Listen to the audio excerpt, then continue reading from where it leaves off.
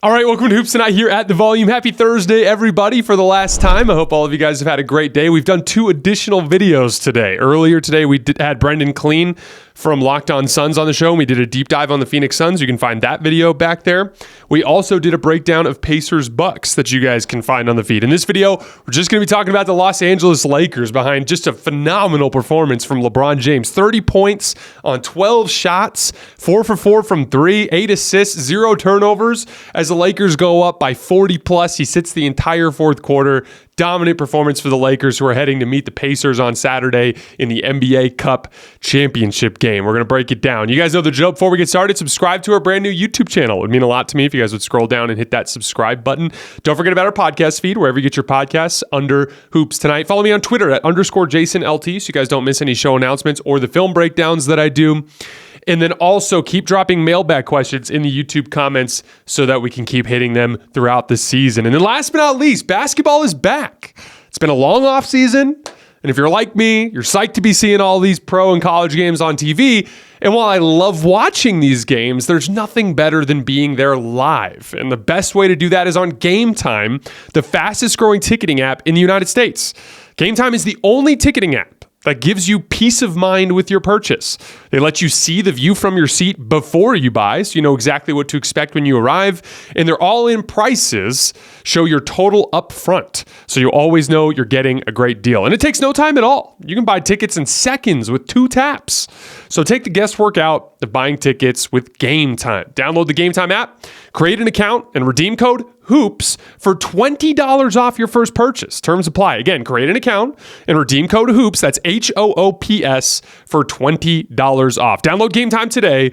Last minute tickets, lowest price guaranteed. All right, let's talk some basketball. So, sometimes there's this thing that can happen in a basketball game where one player reaches such an insanely high level that it actually saps the other team of confidence. And it actually trickles down the roster, and then everybody just starts playing poorly. It's not to say that there isn't a team effort, but sometimes there's just a way a player can carry himself to where it seems to sap the other team of belief. It's like snatching their heart, so to speak. Tonight, LeBron James snatched the heart of the New Orleans Pelicans early and often from that slip that he had down to Herb Jones, that post up where he drew the foul, just proving like, hey, your main guy, yeah, he's too small. He can't guard me. Right? And then you're going to drop back and give me this shot? Well, I've been working on it. I'm shooting over 40% on it this year. I'm knocking it down. Oh, your best player, Zion Williamson? Yeah, I know how to read his game, and I don't trust his ability to knock down an outside shot. So I'm just going to beat him to spots right outside the restricted area and take charges and sap him of his confidence and completely remove him from the game. He dominated every single facet of this game. Honestly, 9 for 12 from the field, 4 for 4 from 3, 0 turnovers, 8 assists, 30 points, didn't even play the fourth quarter. I'm completely at a loss for words.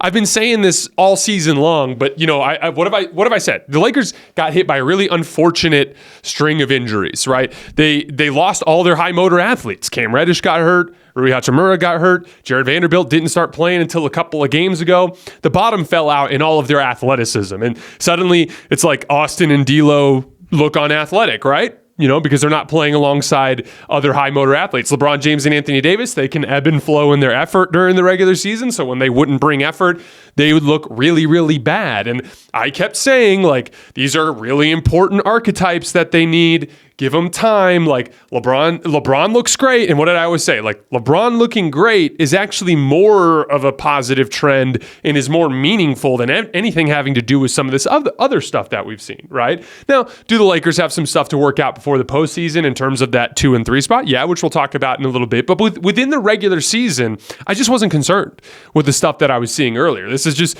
natural ebbs and flows that you see during an NBA regular season that kind of tends to go around with your strength of schedule and with your injuries. The Lakers have played one of the toughest schedules in the league this year.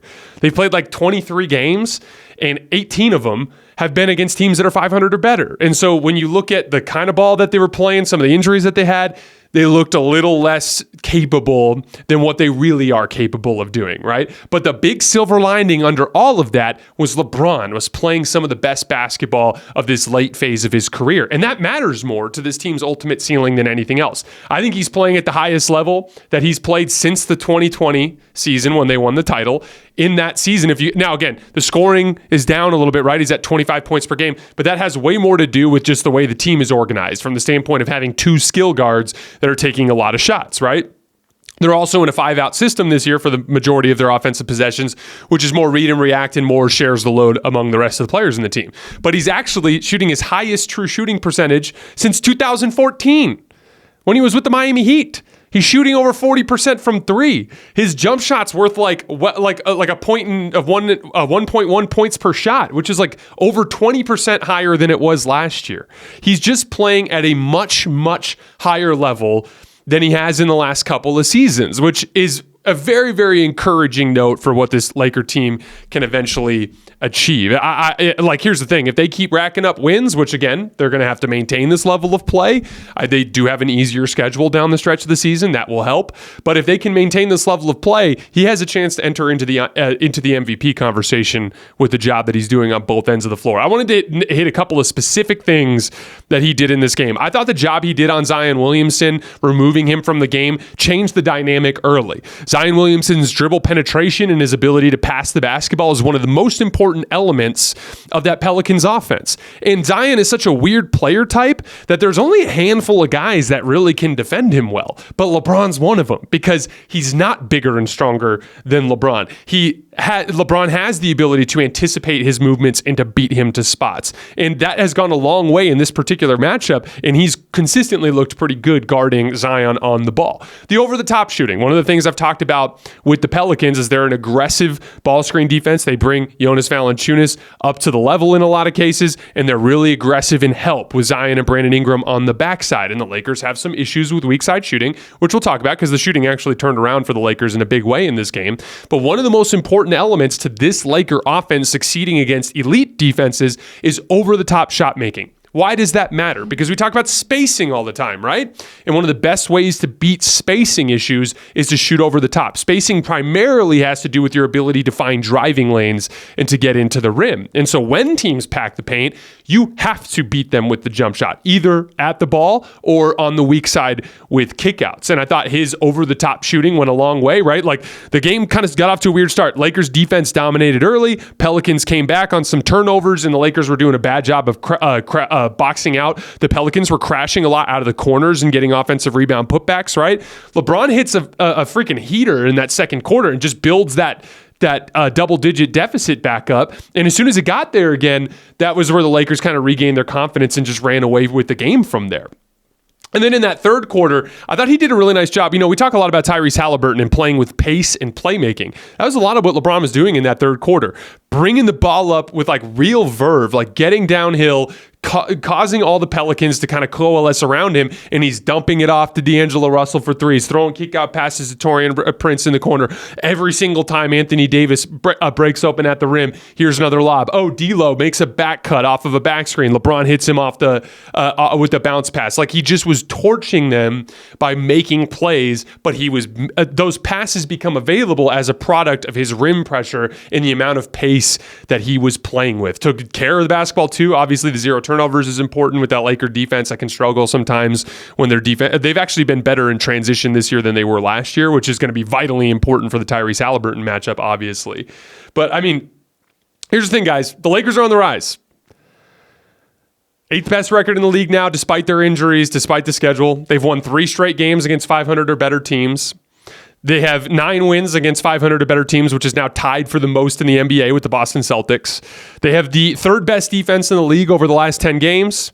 And this shooting progression thing is a real deal because do I think the Lakers are a good shooting team? Probably not. But I think they're an average shooting team. Austin Reeves is a good shooter. D'Angelo Russell is a good shooter. Taurean Prince is a good shooter. LeBron James, for the majority of his career outside of last season in 2015, good shooter, right? Like they've got guys off the bench that can knock down shots. Gabe Vincent is a good shooter. Rui Hachimura is a good shooter.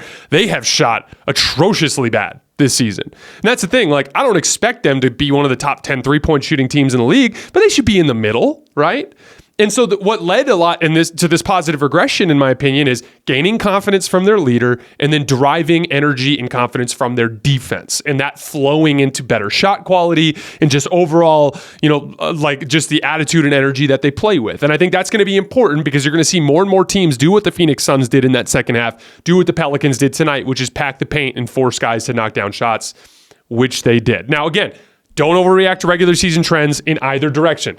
Am I here? What did I say before the season? I said I saw the Lakers as the fourth best championship contender behind the Nuggets, the Bucks, and the Celtics, right? I've swapped the Celtics and the Bucks because I think the Celtics are playing some better basketball, but I had the Lakers at number 4, okay?